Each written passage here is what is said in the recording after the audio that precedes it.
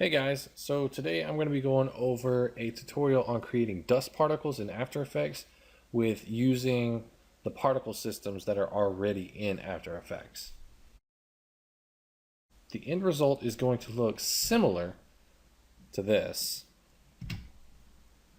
Right now I have the particles really large just so you can see it. So in case if there's any kind of compression that's going on, when I upload it to YouTube, you should still be able to see this right now. So the main thing I want to point out for this is you see that a lot of the particles are moving in the right direction, which is for one of the scenes I was working on. That's actually what I wanted to achieve. I wanted the majority of the dust kind of floating to the right, and then just a few that were floating in the opposite direction and kind of just on their own, just lingering around. So you can actually achieve this in After Effects. Now let's go ahead and close that, and I'm going to show you from scratch. So start off by creating two compositions. The first composition you're going to name Dust Tutorial Comp, or you can name it whatever you want, but that's what I'm going to name it for this. You want to make this first one the same as your finalized version is going to be, the same way it's going to be. So I know in the end I'm going to be working in 1080p. I'll also be working with 48 frames per second, and I'm going to have it going 20 seconds long. Again, that's just for this tutorial, so your project might be a little different. You might be working in 720p or something like that. So let's select OK. Now go and create another composition. Leave everything the same except the width and height pixels. Let's go ahead and turn that to 3000 by 3000. Let's make sure to go up here and rechange the name, Dust Comp Particles, and then select OK. So we've created the first two compositions. And this one is going to be your destination composition where everything should end up. This one should be 3000 by 3000. Now, one thing I would like to do is I'm going to import a photo. I'm going to drag and drop it onto the final composition. Let's right click, go to transform, fit to comp. This is what it looks like. I just typed in old room on Google. This is nothing I created. I just downloaded this real quick just to show you how to do the dust particles. Now let's go to the dust comp particles and go ahead and create a black solid, or you can do dark gray if you'd like. Just something of a background so you know it's a little different. Then you want to create an adjustment layer. Let's go ahead and rename this Dust Effect Particle Background. Dust Effect Particle Control. Go up to your effects and presets and type in CC and then a P. And what we're looking for is CC Particle Systems 2. Drag and drop that onto the adjustments layer, and this is the result you should get. So here's the reason I wanted to bring in the solid. I just wanted to be able to show you when you apply the particle systems to the adjustment layer, it actually brings in a black background. It does not blend on top of what's below it. So as you scrub through the timeline, you realize it doesn't look anything like what we want. So we need to go up to the parameters and change some of the effects. What I will be putting into the parameters is going to achieve the result that I want. The parameters that I'm putting in are mainly going to be to work with the picture that I have here, because what I'm wanting to actually do is make it look like dust is floating through this scene and maybe even getting hit by the lights. First, change the particle type to faded sphere. And then next, let's go ahead and change the depth size to 1.4. The reason why I'm doing that is so while I'm working with it, I can see all of the particles from birth to death, and I know which ones are close to their death and which ones are at their birth. It just helps me visualize it a little bit better. But that's not going to be the end size. At the end, we change the size to whatever we kind of need for the scene. So after that, make sure to go and change the birth color and the death color to white. So after that, our particles are done. Let's go ahead and next we want to work with the physics. We're going to go under animation and change the type here. And I wanted to show you there are different types. So you can achieve different results by changing the animation type. And the one we're going to go with is direction normalized. And as you see, it looks like it's kind of spraying out, like it's almost a fountain. The first thing I want to go ahead and do is extra and spread that out. For direction, you actually don't need that to be anything. As we change that, if you kind of notice, it just looks like it's twirling it around, but the effect doesn't change. Just gives it a different position. So theoretically, if you wanted to add more particles and have a little more control over it, you could change it, change up a little bit of that, just to give it a little differentiation. So next we're going to touch on velocity and inherent velocity. Leave those alone. Those are already good enough as is. Velocity deals with the speed. The speed can be manipulated later on. So let's leave that as 1. And then for gravity,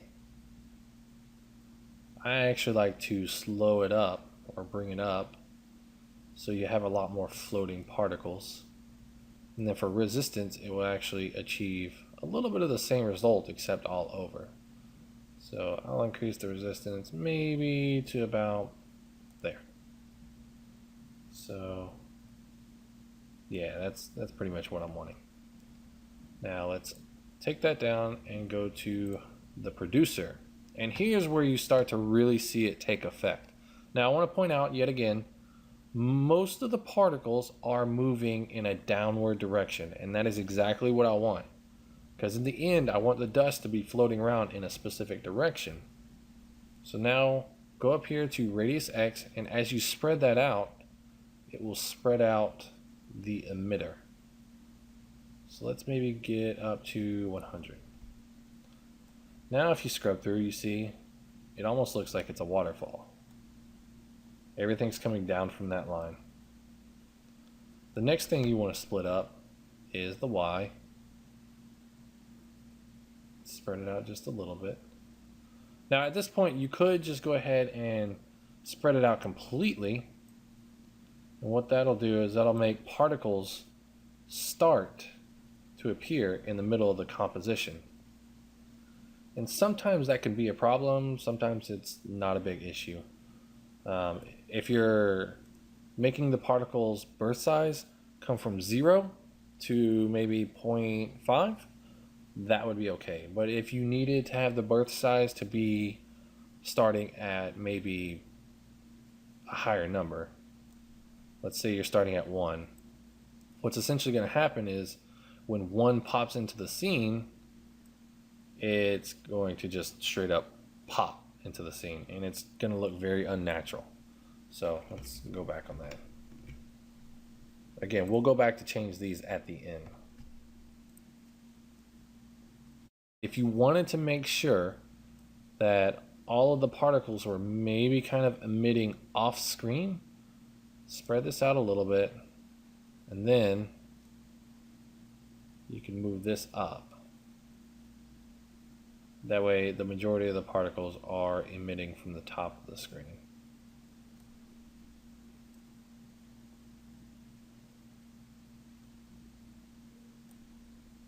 But I personally, for what I'm working with now, I actually don't want that. I'm going to spread the Y radius out completely.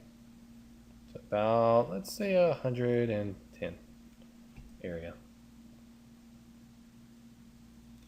Now it just looks like falling snow, which is good. I mean, dust kind of has that same effect as snow, but you still, like if you use the snow effect, it'll cause the particles to kind of come down in a very just wiggly fashion, and they all do the same thing. At least with this particle system, they have a slight variation going to them.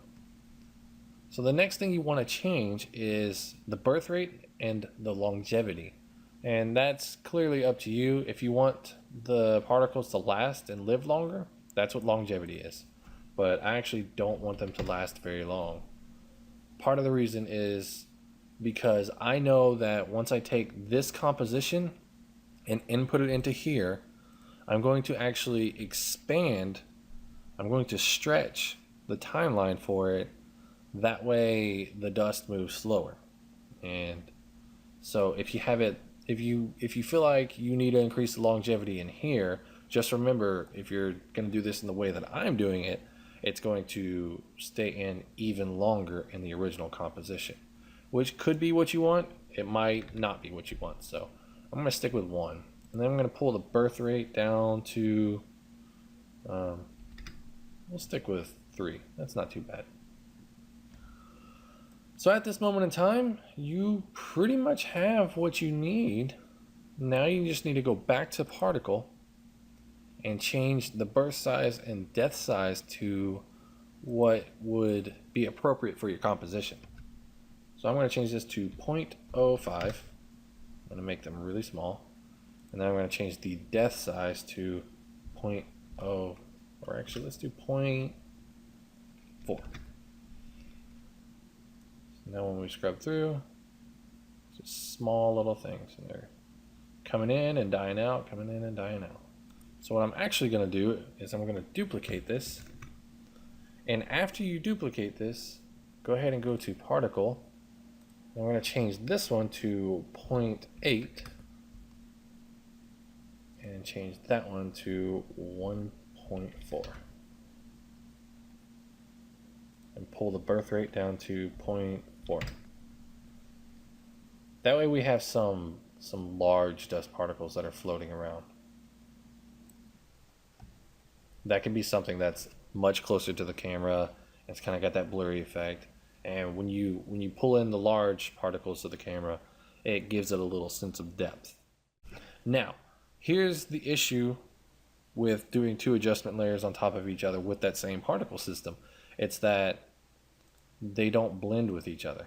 Now, the quickest and easiest way to make them blend with each other, make sure that layer is selected, go to layer and pre-compose. Labeled the right way, and sometimes it'll come up where it says leave all the attributes in this composition. You want to make sure to move all of the attributes to the new composition. Select OK. Now the 2 compositions are blending.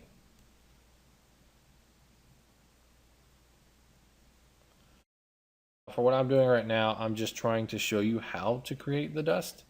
Again, later on when you're creating the dust, you're probably going to have a few different parameters. This is not an actual project I'm working on. This is just a tutorial to show you how to create dust with a particle system in After Effects. So at this point we are done. I'm going to go ahead and delete this background layer because it's useless to me.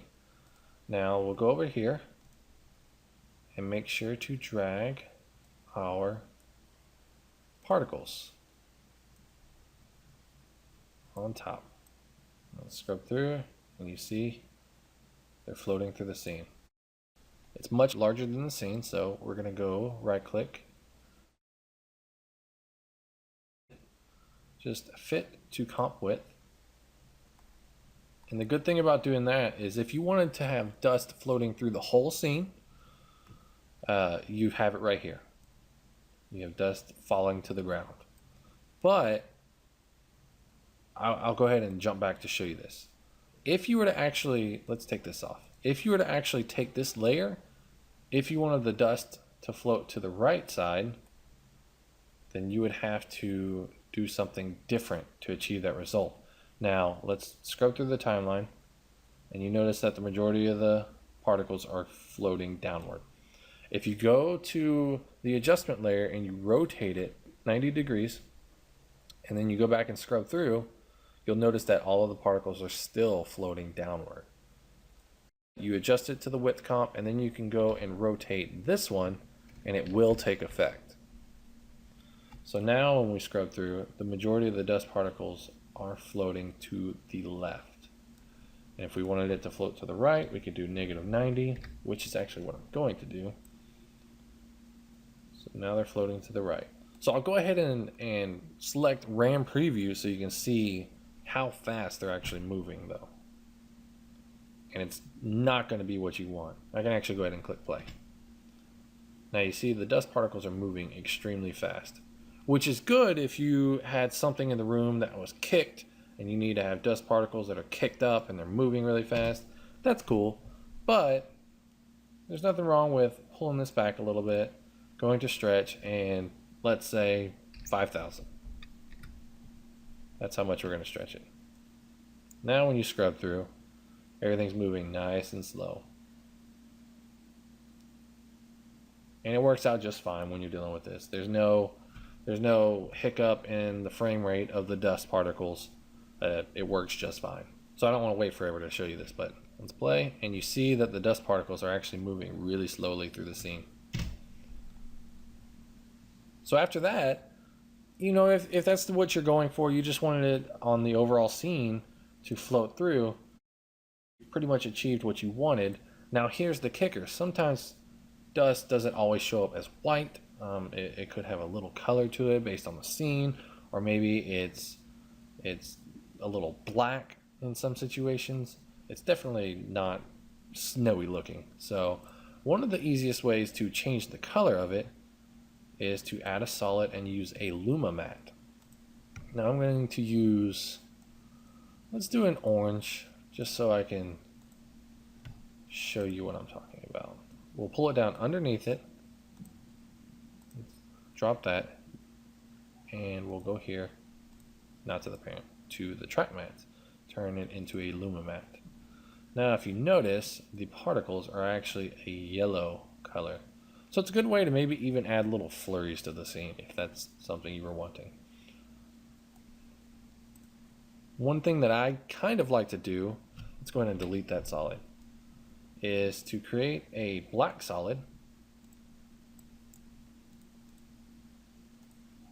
use it as a Luma matte, and if you scrub it through, you can actually see black particles moving around. And then duplicate the dust particles, and you'll see that they're white.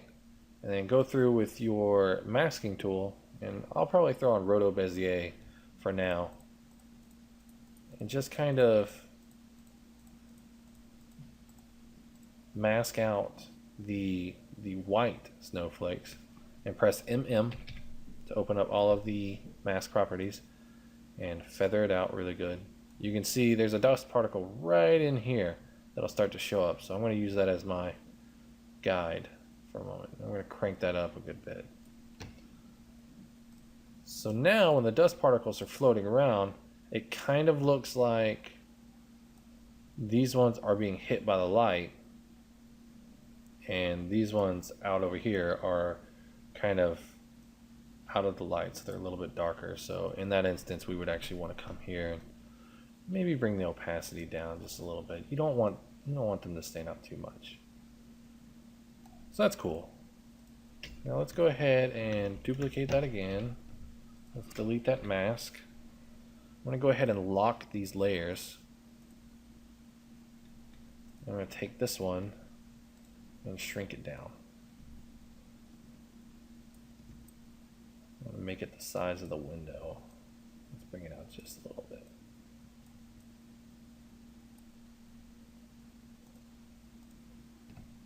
And the next thing I'm going to do is I'm going to mask it.